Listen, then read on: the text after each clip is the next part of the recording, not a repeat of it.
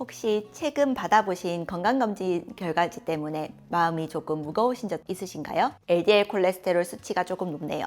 혹은 고지혈증 경계입니다. 와 같은 말들 30대, 40대에서도 더 이상 낯설지 않은 이야기가 되었죠. 괜찮습니다. 걱정부터 하실 필요는 없어요. 어쩌면 우리 몸속에는 이미 문제를 해결할 수 있는 놀라운 능력이 숨겨져 있을지도 모르거든요. 오늘 약보다 똑똑한 음식 처방으로 내 몸의 혈관 청소부를 깨우고 100세까지 쌩쌩한 혈관을 미리 관리하는 특별한 비법 알려드리겠습니다. 사실 많은 분들이 나는 아직 젊으니까 괜찮겠지, 혹은 특별한 증상이 없으니 문제 없을 거야 라고 생각하시기 쉽습니다. 하지만 혈관질환, 특히 고지혈증은 침묵의 질병이라고 불릴 만큼 뚜렷한 초기 증상 없이 진행되는 경우가 많아요. 실제로 우리나라 30대 10명 중 거의 3명, 40대는 10명 중 4명 가까이가 고지혈증을 가지고 있다는 통계도 있습니다. 결코 남의 이야기가 아니죠. 매일 바쁜 업무에 치여 건강관리는 늘 뒷전이 되기 일쑤고 막상 건강정보를 찾아봐도 너무 많고 복잡해서 뭘 믿고 따라야 할지 답답함을 느끼는 분들도 계실 거예요. 또 예상치 못하게 고지혈증입니다 라는 진단을 받고 이제 뭘 어떻게 해야 하나, 내가 과연 잘할 수 있을까 하는 막막함과 불안감을 느끼시는 분들도 분명 계실 거고요. 어쩌면 식단 관리라는 게 생각보다 더 어렵고 내가 좋아하는 음식들을 다 포기해야 할 것 같은 부담감에 미리부터 지치실 수도 있습니다. 그렇다면 앞서 말씀드린 우리 몸속 혈관 청소부란 과연 무엇일까요? 우리 혈관은 마치 깨끗한 물이 흘러야 하는 수도관과 같아요. 그런데 나쁜 식습관과 생활 습관으로 인해 혈관 속 콜레스테롤이나 중성지방 같은 찌꺼기들이 많아지면 찌꺼기들이 혈관벽에 차곡차곡 쌓이게 됩니다. 마치 오래된 수도관에 녹이 슬고 이물질이 끼는 것처럼요. 이렇게 되면 혈관이 좁아지고 딱딱해지면서 혈액순환에 문제가 생기게 되죠. 하지만 우리 몸은 스스로 이런 문제를 해결하려는 놀라운 시스템을 가지고 있습니다. 예를 들어 좋은 콜레스테롤이라고 불리는 HDL 콜레스테롤은 혈관에 쌓인 나쁜 콜레스테롤을 간으로 되돌려보내 처리할 수 있도록 돕습니다. 바로 이런 우리 몸의 자정 능력, 그리고 이를 적극적으로 돕는 건강한 생활 습관, 특히 음식을 통틀어 혈관 청소부라고 부를 수 있겠습니다. 이 혈관 청소부를 어떻게 하면 더 강력하게 만들 수 있을까요? 여기서 바로 똑똑한 음식 처방의 중요성이 대두됩니다. 단순히 몸에 좋은 음식을 몇 가지 챙겨 먹는 것을 넘어서는 개념이에요. 어렵게 생각하실 필요 없어요. 우리가 매일 먹는 음식이 우리 혈관을 위한 맞춤약이 될 수 있다는 거예요. 어떤 음식을 언제, 어떻게 먹느냐에 따라 우리 혈관의 건강 상태가 달라질 수 있는 거죠. 마치 약을 처방받듯이 내 몸 상태에 맞는 음식들을 똑똑하게 골라 먹는 것. 이것이 바로 똑똑한 음식 처방의 핵심입니다. 단순히 배를 채우는 것을 넘어 내 몸을 건강하게 설계하는 적극적인 행위인 셈이죠.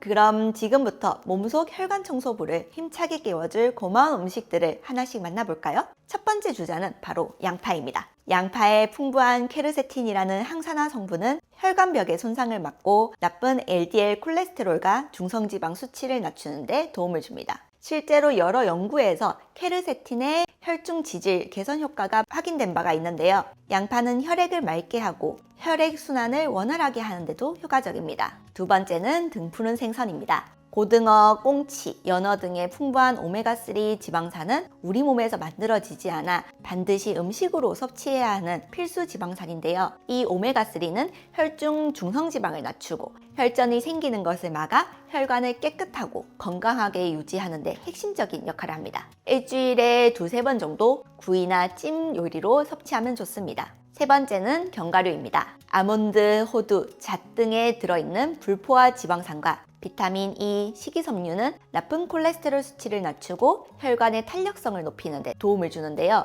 다만 견과류는 칼로리가 높은 편이니 하루 한 줌 약 25g에서 30g 정도가 적당해요. 마지막으로 해조류와 올리브 오일입니다. 미역, 다시마, 톳과 같은 해조류에 풍부한 알긴산이라는 수용성 식이섬유는 콜레스테롤과 지방 흡수를 억제하고 배출을 촉진합니다. 그리고 지중해 식단의 핵심인 올리브 오일, 특히 엑스트라 버진 올리브 오일에는 단일 불포화 지방산과 항산화 성분이 풍부해서 혈관 건강에 아주 좋습니다. 해조류는 무침이나 국으로, 올리브 오일은 샐러드 드레싱이나 나물을 무칠 때 활용해 보세요. 물론 이 외에도 혈관 건강에 도움되는 음식들은 정말 많습니다.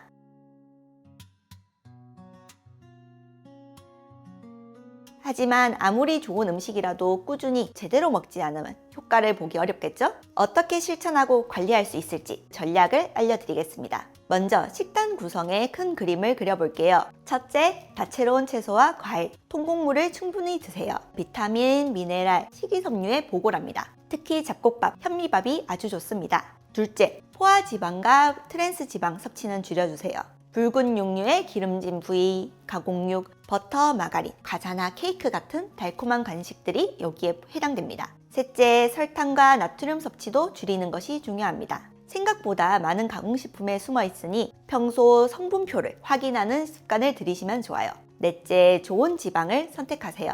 앞서 말씀드린 등푸른 생선, 견과류, 올리브오일 같은 불포화 지방산이 풍부한 음식들입니다. 그리고 건강한 식단만큼 중요한 것이 바로 생활 습관인데요. 규칙적인 식사 시간 지키기, 하루 7시간에서 8시간 충분한 수면 취하기, 스트레스 관리, 그리고 당연히 금연과 절주는 기본입니다. 여기에 주 3회 이상 하루 30분 정도 꾸준한 유산소 운동과 가벼운 근력 운동을 병행해 주시면 혈관 건강은 물론 전반적인 건강 개선에도 훨씬 효과적입니다. 마지막으로 고지혈증 관리에 대해 많이들 궁금해하시는 질문 몇 가지에 답변해 드릴게요. 콜레스테롤이 높은 음식은 무조건 피해야 하느냐 하는 질문이 많았는데요. 꼭 그렇지는 않습니다. 계란 노른자나 새우 같은 음식은 콜레스테롤 함량이 높긴 하지만 동시에 좋은 영양소도 풍부하고 대부분 사람들에게선 실제 혈중 콜레스테롤 수치에는 미치는 영향이 생각보단 크지 않을 수 있어요. 중요한 건 전체적인 식단 균형과 포화지방, 트랜스지방 섭취를 줄이는 것입니다. 다음은 고지혈증약 한 번 먹기 시작하면 평생 먹어야 하나요? 사실 생활습관 개선과 식단 조절만으로 목표 수치에 도달하고 유지가 가능하다면 약물 치료 없이도 관리할 수 있어요. 하지만 필요한 경우라면 의사의 처방에 따라 약물 치료를 하는 것이 심내혈관 질환 예방에 아주 중요합니다.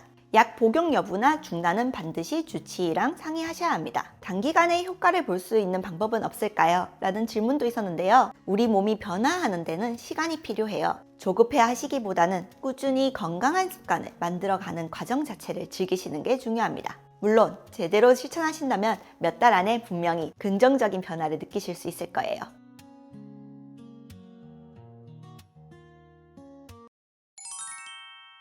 혹시 최근 당뇨 진단을 받으시고 매일 드시는 과일과 채소 어떤 기준으로 골라야 할지 막막하셨나요? 이건 괜찮겠지 하고 드셨다가 생각지도 못한 혈당 스파이크에 깜짝 놀라신 경험 있으신가요? 복잡하게만 느껴지셨던 당뇨 식단, 특히 과일과 채소만큼은 지금부터 알려드리는 아주 간단한 신호등, 원칙 하나만 기억하시면 됩니다. 우리가 매일 접하는 과일과 채소는 비타민, 미네랄, 그리고 식이섬유가 풍부해서 건강에 아주 중요한 역할을 합니다. 특히 당뇨 환자분들에게는 혈당 조절과 합병증 예방을 위해서 더욱더 신경 써서 챙겨 드셔야 하는 식품군이죠. 하지만 여기서 많은 분들이 혼란을 겪으시는 지점이 있습니다. 우선 대표적인 오해 몇 가지를 알아보도록 하겠습니다. 첫째, 당뇨에는 과일이 독이다. 무조건 피해야 한다. 과연 그럴까요? 과일의 단맛 때문에 지레 겁먹고 아예 멀리 하시는 분들이 계신데요. 이는 절반만 맞는 이야기입니다. 어떤 과일을 얼마나 어떻게 먹는가에 따라 약이 될 수도 독이 될 수도 있거든요. 둘째, 채소는 혈당 걱정 없이 무조건 많이 먹어도 괜찮다. 물론 대부분의 채소는 혈당 관리에 아주 큰 도움을 줍니다. 하지만 우리가 흔히 채소라고 생각하는 것들 중에서도 혈당을 생각보다 많이 올리는 채소들도 있습니다. 또 같은 채소라도 조리 방법에 따라 혈당 반응이 달라지기도 하고요. 이런 오해들 때문에 몸에 좋은 과일과 채소들을 제대로 활용하지 못하거나 오히려 잘못된 선택으로 혈당 관리에 어려움을 겪으시는 분들을 보면 정말 안타까울 때가 많습니다. 그래서 오늘 이 모든 혼란을 잠재우고 여러분 스스로 건강한 선택을 할 수 있도록 명확한 기준, 바로 신호등 식단법을 알려드릴게요. 초록불, 노란불, 빨간불 이 세 가지만 기억하시면 됩니다. 어떤 음식이 어디에 해당하는지 또 왜 그런지 함께 알아볼까요? 먼저 초록불 음식입니다. 마음껏 비교적 안심하고 드실 수 있는 식품들이에요. 주로 혈당을 천천히 올리고 식이섬유가 풍부한 채소들이 여기에 해당합니다. 잎이 많은 채소들 있죠? 시금치, 상추, 깻잎, 배추, 양상추, 케일 같은 것들이요. 오이, 브로콜리, 파프리카, 버섯, 애호박, 가지, 콩나물이나 숙주나물 같은 숙채류도 아주 좋습니다. 이런 초록불 채소들은 칼로리가 낮고 탄수화물 함량도 적으면서 비타민과 미네랄, 무엇보다 중요한 식이섬유가 아주 풍부해요. 식이섬유는 포만감을 줘서 과식을 막아주고 장 건강에도 도움을 주면서 혈당이 급격하게 오르는 것을 막아주는 아주 중요한 역할을 합니다. 다만 신장 질환이나 칼륨 섭취를 제한해야 하는 경우에는 주치의와 상의하시는 것을 잊지 마시고요.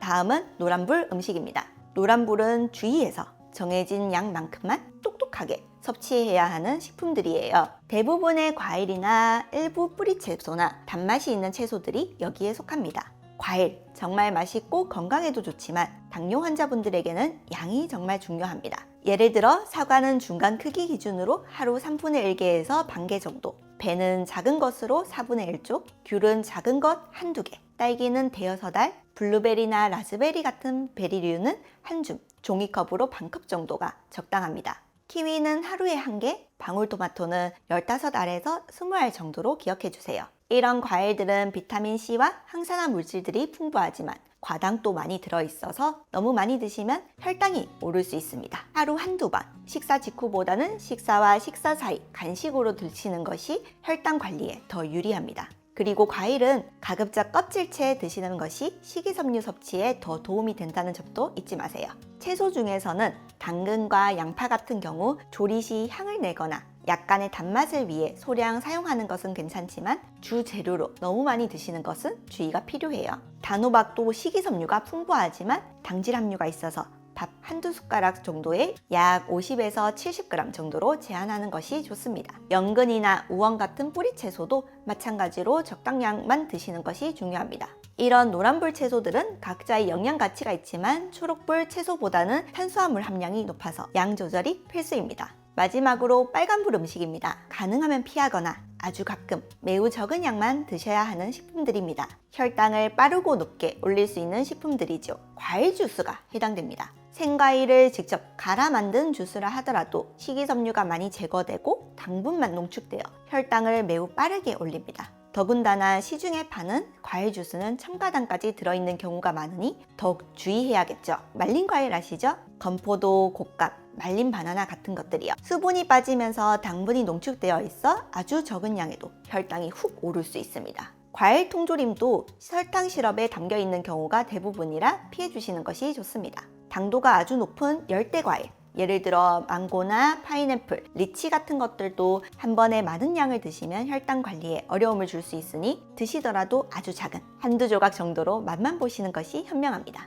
채소 중에서는 감자, 고구마, 옥수수를 주의하셔야 합니다. 물론 이 음식들도 좋은 영양소를 가지고 있지만 주 성분이 탄수화물이라 당뇨 환자분들에게는 밥이나 빵 같은 곡류군으로 생각하시고 양을 조절하셔야 해요. 밥 대신 드신다거나 간식으로 추가해서 드시면 혈당이 많이 오를 수 있습니다. 그리고 튀긴 채소는 어떤 채소든 기름과 함께 열량이 높아지니 피해 주시는 것이 좋습니다. 이런 빨간불 음식들은 혈당 관리를 어렵게 만들 뿐만이 아니라 장기적으로 합병증 위험도 높일 수 있으니 식단에선 가급적 멀리 하시는 것이 좋습니다. 과일과 채소를 초록불, 노란불, 빨간불로 나눠서 자세히 알아봤는데요. 내가 오늘 먹은 음식이 어떤 신호등에 해당하는지, 디저트로 과일을 드실 때 내가 먹을 수 있는 양인지, 어떤 종류인지 한 번 더 체크하는 습관을 들이면 좋습니다. 탄수화물 함량이 높은 음식을 드실 때는 반드시 양을 조절하시고, 만약 함량이 높은 채소를 드셨다면 그만큼 밥 양을 줄이시는 지혜가 필요합니다. 이처럼 신호등이라는 일반적인 원칙이 있지만 사실 개인마다 혈당 반응은 조금씩 다를 수 있습니다. 어떤 분들은 특정 노란불 과일에 혈당이 좀 더 민감하게 반응할 수도 있고 어떤 분은 괜찮으실 수도 있어요. 그래서 가능하다면 새로운 음식을 드신 다음에 혈당을 측정해보면서 나만의 데이터를 쌓아가는 것이 가장 정확하고 현명한 방법입니다. 오늘 알려드린 신호등은 그 과정에 훌륭한 가이드라인이 되어줄 거예요. 당뇨 환자분들의 건강한 식습관을 위한 아주 중요한 나침반, 바로 과일과 채소 신호등에 대해서 자세히 알아봤는데요. 다시 한번 핵심만 정리해볼까요? 초록불 음식은 어떻게 하라고요? 네, 맞습니다. 식이섬유가 풍부한 채소들 마음껏 풍부하게 드세요. 노란불 음식들은요, 과일과 일부 채소들, 똑똑하게 양을 조절해서 드시는 겁니다. 마지막으로 빨간불 음식은 혈당을 빠르게 올리는 주스, 말린 과일, 전분이 많은 채소 등은 가급적 조심조심 피해 주시는 것이 좋겠죠. 처음에는 이 모든 것이 기억하고 실천하는 것이 조금은 번거롭고 어렵게 느껴질 수도 있습니다. 오늘 배운 내용 그냥 좋은 정보였다 라고 그치지 마시고 바로 오늘 저녁 식탁부터 하나씩 적용해 보도록 하세요. 작은 실천 하나하나가 모여 여러분의 건강에 놀라운 변화를 가져다 줄 수 있습니다. 혹시 여러분들은 갱년기가 어느 날 갑자기 찾아온다고 생각하고 계신가요? 많은 분들이 별다른 증상 없이 지내다가 갑자기 안면 홍조가 시작됐다라고 말씀하시는데요. 사실 이건 틀린 이야기입니다. 우리 몸은 갱년기가 시작되기 수년 전부터 미리 알림 신호들을 보내고 있었거든요. 사람마다 다르지만 이 신호들을 제대로 알아차리면 더 건강하게 갱년기를 준비할 수 있어요. 오늘은 놓치기 쉬운 이 신호들이 정확히 무엇인지 그리고 어떻게 갱년기를 현명하게 대처할 수 있는지 알려드릴게요.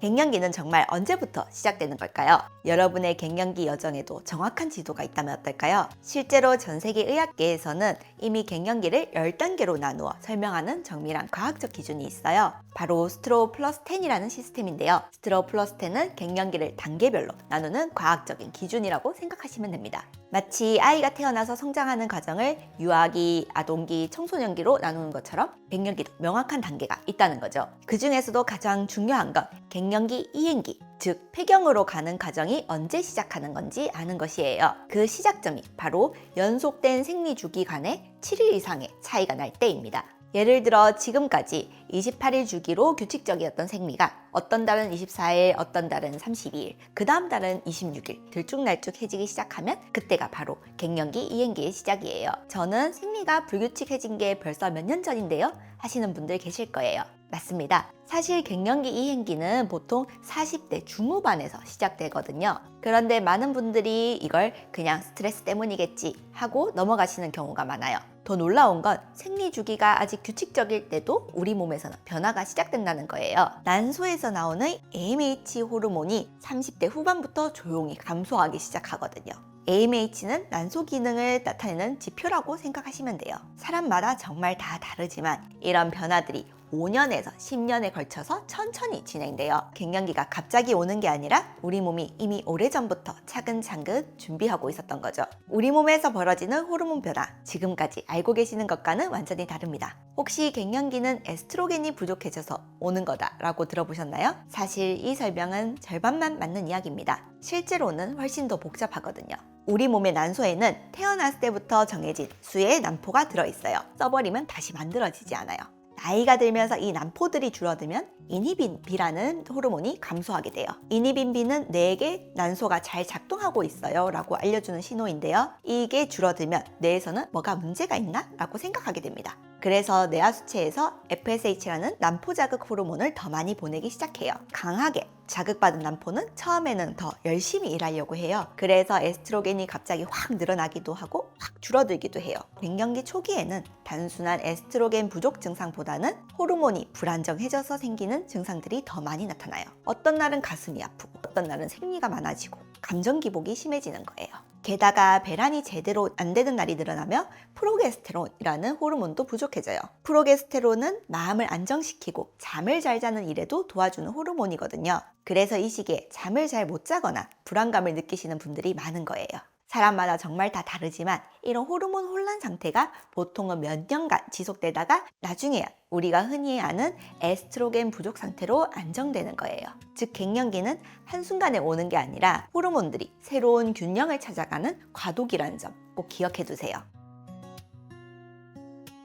그렇다면 이렇게 복잡하게 변하는 우리 몸의 신호 중에서 가장 먼저 알아차릴 수 있는 증상은 무엇일까요? 혹시 갱년기 첫 신호가 안면 홍조라고 생각하셨다면 이건 틀렸습니다. 실제로 국내 3,039명의 여성을 대상으로 한 대규모 연구 결과에 따르면 갱년기 증상의 1위가 피로감이었고 무려 86.9% 여성이 경험했다고 해요.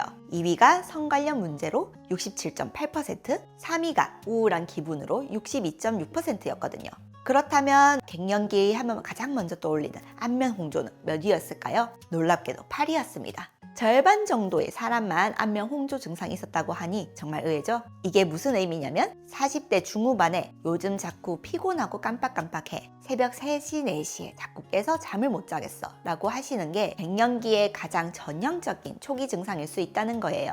그런데 많은 분들이 이런 증상들을 그냥 나이 들어서 그런가 보다, 스트레스 때문인가 보다 하고 넘어가시거나 심지어는 우울증이나 갑상선 문제로 오해하는 경우도 많습니다. 여기서 꼭 기억하셔야 할 중요한 부분이 있는데요. 갱년기 증상과 갑상선 기능 저하증, 우울증은 서로 증상이 겹치는 부분이 많아서 전문가들도 진단할 때 아주 신중하게 접근해요. 그러면 어떻게 구분하는가? 몇 가지 핵심 포인트가 있어요. 첫 번째는 추위를 느끼는 방식이 달라요. 갑상선 기능이 떨어지면 몸 중심부에서 계속 추위를 느낀다라고 체감하는 경우가 많습니다. 반면 갱년기는 갑자기 확 달아올랐다가 식으면서 오한을 느끼는 쪽이에요. 마치 사우나에서 찬물 샤워를 하는 느낌이죠. 둘째, 잠자는 패턴도 다르거든요. 갑상선 문제가 있으면 8시간, 10시간을 자도 계속 피곤한 과다수면 경향이 있어요.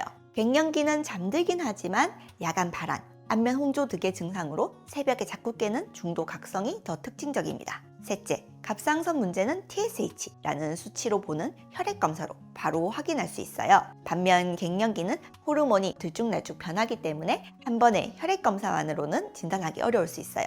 그래서 내분비대과에서는 단순히 호르몬 수치만 보는 게 아니라 생리 주기의 변화, 증상의 패턴, 나이, 가족력 등 판단하게 됩니다. 사람마다 정말 다 다르지만 이런 초기 신호들을 놓치지 않고 알아차리는 것이 정말 중요합니다. 정확히 알면 도움이 될 수 있어요. 갱년기 증상으로 힘들어하시는 많은 분들이 약 말고 다른 방법이 없을까 하고 고민하시는데요. 바로 오늘부터 실천할 수 있는 아주 간단하면서도 과학적으로 효과가 입증된 방법들이 있어요.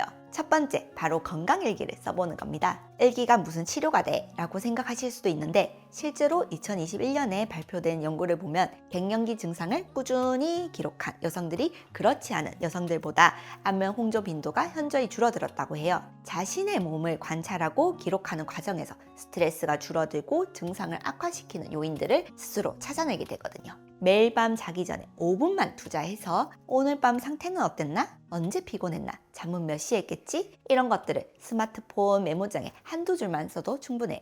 두 번째는 정기적인 건강검진이에요. 40세 이후부터는 1년에 한 번씩 갑상선 기능 검사를 받아보시는 것도 좋습니다. 특히 TSH 수치를 확인해서 갑상선 문제는 아닌지 확실히 해두는 게 좋아요. 45세 이후부터는 산부인과에서 호르몬 검사도 고려해 볼 수 있어요. 정말 사람마다 다르지만 미리 나이 검사 결과를 알고 있으면 마음의 준비도 할 수 있거든요. 세 번째는 생활습관 개선인데요. 특히 수면 관리가 정말 중요해요. 잠들기 1시간 전에는 스마트폰을 끄고 매일 30분 정도 빠르게 걷거나 가벼운 스트레칭을 해보세요. 마지막으로 정말 중요한 건 혼자 끙끙 앓지 않고 전문의와 상의하는 거예요. 증상이 심해서 일상생활에 지장이 있거나 우울감이 지속되면 망설이지 말고 병원에 가보세요. 갱년기는 병이 아니라 자연스러운 인생의 한 과정이에요. 미리 알고 현명하게 준비하면 충분히 건강하고 활기차게 보낼 수 있습니다. 오늘 우리가 함께 알아본 내용을 한 문장으로 정리하면 갱년기는 갑자기 오지 않는다. 미리 알고 준비하면 건강하게 보낼 수 있다는 거예요. 여러분의 몸이 보내는 소중한 신호들을 놓치지 말고 작은 변화부터 차근차근 시작해보세요. 분명히 도움이 될 수 있습니다. 지금까지 이웃집 닥터 이수근이었습니다. 감사합니다.